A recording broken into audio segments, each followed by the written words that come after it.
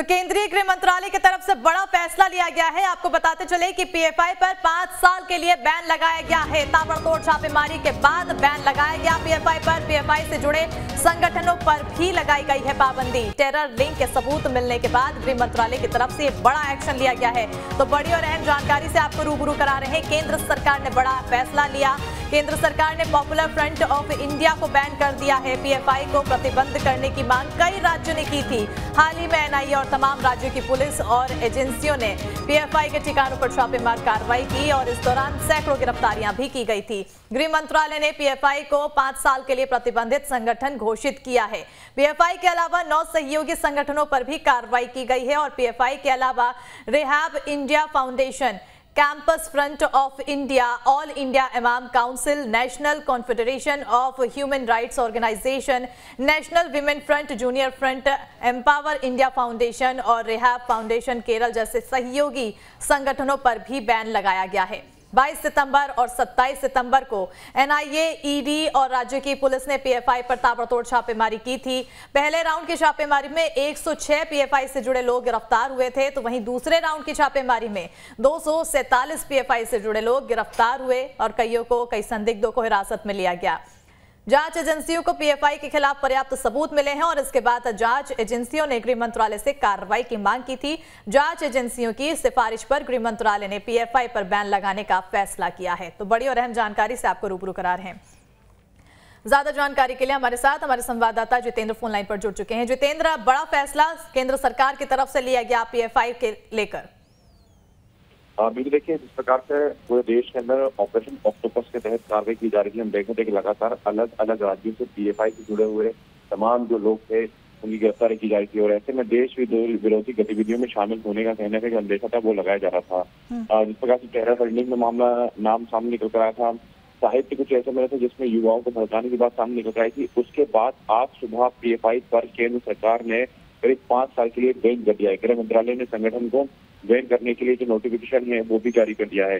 जांच एजेंसियों को लगातार ऑपरेशन ऑक्टोपस के तहत कई बड़ी सफलता मिली थी और इस ऑपरेशन में एनआईए के अलावा एटीएस, एसटीएफ और इंटेलिजेंस की जो भूमिका थी वो मेन रही थी।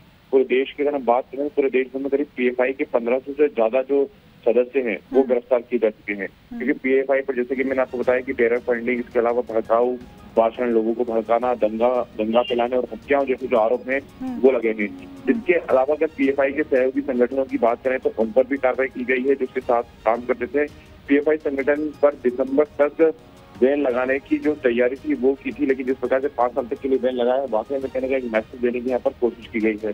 साथ ही साथ अगर हम बात करें तो पीएफआई के साथ अब सबसे बड़ी चुनौती सरकार के सामने यही है कि ऐसे कितने और सदस्य हैं जो कि अभी देश में मौजूद हैं पीएफआई संगठन के, अब उनको कहीं ना कहीं अरेस्ट करना या फिर उनका पता लगाना बेहद जरूरी हो जाता है। क्योंकि अभी हम देख रहे हैं कि मध्य प्रदेश में भी 21 से लेकर करीब 30 से 40 लोगों की गिरफ्तारी हुई है, लेकिन करीब 1500 से ज्यादा जो लोग हैं वो इसमें बताए जा रहे हैं। तो ऐसे में कितने लोगों को जल्द से जल्द गिरफ्तार किया जा सकता है, ये देखने वाली बात होगी। बिल्कुल जितेंद्र, कहीं ना कहीं बड़ी चुनौती भी है क्योंकि लगातार जिस तरह से अभी छापेमारी की गई और अभी कई लोगों को हिरासत में लिया गया है और अब जिस तरह से जो पीएफआई का आतंक है उसको थमाने के लिए, उसको रोकने के लिए बाकियों की गिरफ्तारी बहुत ज्यादा जरूरी है। एक सवाल यहाँ पर बनता है कि जो संगठन से जुड़े हैं, जो पीएफआई से जुड़े हुए संगठन हैं, वो कौन कौन से संगठन हैं और इसके अलावा अगर मध्य प्रदेश की बात की जाए तो मध्य प्रदेश में सबसे ज्यादा पीएफआई कहाँ सक्रिय है? अभी देखिए, अगर मध्य प्रदेश की हम बात करें तो मध्य प्रदेश में सबसे ज्यादा पीएफआई के सदस्य एक्टिव थे वो मालवा निवाड़ क्षेत्र में थे। उज्जैन, इंदौर और इसके अलावा खंडवा, बुरहानपुर की अगर बात करें तो यहाँ पर भी पीएफआई के सदस्यों की सक्रियता काफी ज्यादा पाई गई थी। खरगोन दंगों में पीएफआई के सदस्यों का जो नाम था वो आया था। इसके अलावा अगर हम बात करें तो हाल ही में जो प्रदेश अध्यक्ष है पीएफआई का जो गिरफ्तार किया था मोहम्मद करीम, उसकी भी गिरफ्तारी इंदौर से हुई थी। तो देखिए, इनका जो एक बेल्ट था वो मालवा निवाड़ क्षेत्र में काफी तेजी से फैल रहा था। वो ये ठीक उसी तरह से कार्य करता है जिस प्रकार से हमने देखा था कि सिमी के कार्यकर्ताओं का जो बेल्ट था वो फैलता था। जो सिमी जो कि एक आतंकवादी संगठन है उसका भी कहीं ना कहीं जो फैलाव था वो इसी तरह से मालवा निवाड़ में काफी तेजी से फैला हुआ था और वहाँ के जो युवा होते हैं उनको भड़काने का प्रयास किया जा रहा था और इसी तर्ज पर पीएफआई भी काम कर रहा था। हाल ही में जो एक बड़ा खुलासा हुआ था उसमें पीएफआई मुस्लिम युवाओं के अलावा जो SC/ST वर्ग से गरीब लोग आते हैं या फिर आदिवासी क्षेत्र के लोग आते हैं जो एंटी हिंदू होते हैं, हिंदू विरोधी, उनको अपने साथ लेकर एक बड़ी गैंग तैयार करने के रूप में था। अभी तक हथियारों की जो इस प्रकार से ट्रेनिंग दी गई थी ये बताता है कि कहीं ना कहीं पीएफआई अपने आप में एक बड़ी वारदात को करने के लिए तैयारी कर रहा था। हालांकि राजनीतिक संगठनों में भी आने का इसका वो था, और उसके साथ ही से ऐसी पॉलिटिकल पार्टी थी, जैसे कि राजधानी भोपाल की हम बात करें तो यहाँ पर भी democratic political front of India की जो पार्टी है उस पर भी कहीं कार्रवाई की गई है। उसके प्रदेश अध्यक्ष अब्दुल रियाज को गिरफ्तार किया गया है, जिसे इंदौर से कुछ समय पहले जिला बदल किया गया था। तो देखिए, लगातार पीएफआई के उन तमाम सदस्यों पर कार्रवाई की जा रही है जिनके द्वारा देश में आतंकवादी गतिविधियां फैलाने के जो आरोप थे वो लगते हुए आए थे। देश विरोधी गतिविधियों में जितने तमाम लोग शामिल हुए थे उनको कहीं ना कहीं चिन्हित किया गया। तो ऐसे में देखना होगा कि जिस प्रकार से बड़ी कार्रवाई मध्य प्रदेश में देखने को मिल रही है, पूरे देश में कब तक पीएफआई के तमाम लोगों को गिरफ्तार किया जाता है, ताकि देश के अंदर किसी प्रकार की कोई ऐसी अनैतिक गतिविधियां जन्म ना ले, कोई इस प्रकार की कोई स्थिति ना बने जो आने वाले समय में दिक्कत खड़ी करे। बिल्कुल, अगर जितेंद्र देखा जाए तो हाल ही में अभी कई प्रदर्शन हुए थे देश के अंदर, कई ऐसे प्रदर्शन हुए, हिजाब विवाद और ऐसे तमाम प्रदर्शन, नागरिकता कानून तो चाहे अलग अलग। ऐसे में यहाँ पर माना जा रहा था कि पीएफआई काफी ज्यादा सक्रिय था। अगर मध्य प्रदेश में अगर पीएफआई की गतिविधियों पर गौर करें तो मध्य प्रदेश में किस तरह की रणनीति बना रहा था पीएफआई? मध्य प्रदेश की हम बात करें तो मध्य प्रदेश में भी लगातार हमने देखा था कि एनआरसी को लेकर जो कानून का विरोध हुआ था उस विरोध में भी पीएफआई का कहीं ना कहीं नाम आया था। 3 तलाक को लेकर जिस प्रकार से विरोध किया गया उसमें भी पीएफआई का नाम निकल कर आया। इसके अलावा अगर हम बात करें तो पीएफआई ने हाल ही में गुजरात में जो दंगे हुए थे, खंडवा में जिस प्रकार की स्थिति बनी थी, उसमें भी पीएफआई का जो नाम था वो काफी खुलकर साफ निकल कर आया था। पीएफआई ने ऐसा माना जा रहा है कि जो खंडवा में दंगे हुए थे उसमें फंडिंग भी की थी। इतना ही नहीं, हाल ही में जो रिपोर्ट निकल कर आई थी पूछताछ के मुताबिक एटीएस ने और एनआईए ने पूछताछ करी थी, तो उसमें ये पता चला था कि पीएफआई के जो सदस्य हैं वो धीरे धीरे दूसरे राज्यों में जाकर भी हथियार चलाने की जो ट्रेनिंग है, मध्य प्रदेश के जो लोग थे वो दूसरे राज्यों में जाकर हथियार चलाने की ट्रेनिंग देने वाले थे। इसके अलावा अगर हम बात करें तो यहाँ पर एक और चीज निकल कर आई कि पीएफआई का जो संगठन था मध्य प्रदेश में, वो मध्य प्रदेश के उन बैकवर्ड इलाकों में जाने का प्रयास कर रहा था जहाँ पर एंटी हिंदू की जो मानसिकता के लोग हैं वो रहते हैं। हालांकि वह सक्सेस नहीं हो पाया।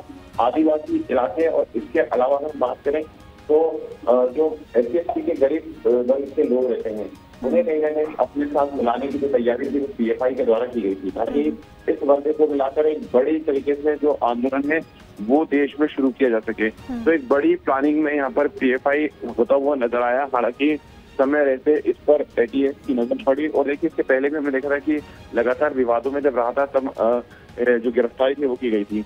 और इसके जो प्रदेश अध्यक्ष अब्दुल करीम, जब उनसे न्यूज स्टेट की बात हुआ करती थी उस दौरान वो ये कहते थे कि हमारा जो संगठन है वो सिर्फ और सिर्फ मुस्लिम और असहाय जो मुस्लिम है उनकी सहायता करने जाता है, करने का प्रयास करता है। लेकिन जिस प्रकार की गतिविधियां संलिप्तता पाई गई, पहले से शक के घेरे में कहीं ना कहीं पीएफआई मौजूद था, और ऐसे में जिस प्रकार से एक बड़ी कार्रवाई मध्य प्रदेश में पूरे देश में की गई है, वाकई में ये कहना गलत नहीं होगा कि पीएफआई संगठन पर अब जो इंटेलिजेंस एटीएस की नजरें हैं वो काफी तेजी से थी। और अब ऐसे में उसके तमाम जो पदाधिकारी जो उसके साथ जुड़े हुए लोग थे, जो युवा थे, कल जब हम भोपाल में जहाँ पर छापामार कार्रवाई थी, जिस पॉलिटिकल पार्टी जो पीएफआई के साथ जुड़े थे उसके साथ भी कई ऐसे पदाधिकारी हैं जो मौजूद हैं।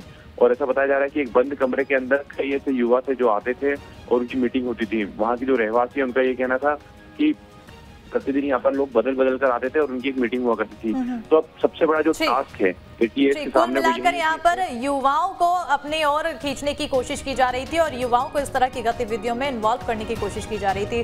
बहरहाल बहुत बहुत शुक्रिया जितेंद्र तमाम जानकारी देने के लिए। और बीजेपी महासचिव अरुण कुमार सिंह ने इस फैसले का स्वागत किया है, तो वहीं आपको बताते चले कि महाराष्ट्र के बीजेपी नेता और विधायक राम कदम ने भी इसका स्वागत किया है।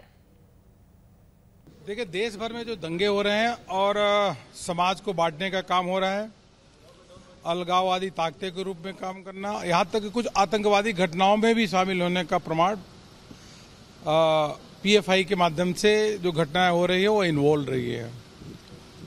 इसलिए यह संस्था जो है जिसमें विदेशों से पैसा आता है और समाज को, देश को अस्थिर करने का काम करती है, इस पे बैन तो होना ही चाहिए। बहुत अच्छा निर्णय है।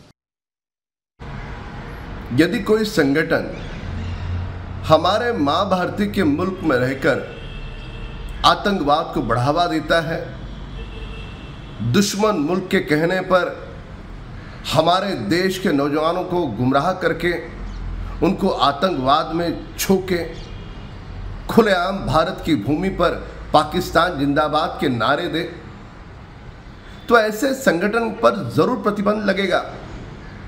अब यह बदला हुआ नया भारत है, यह कांग्रेस दल के कार्यकाल का पुराना भारत नहीं है।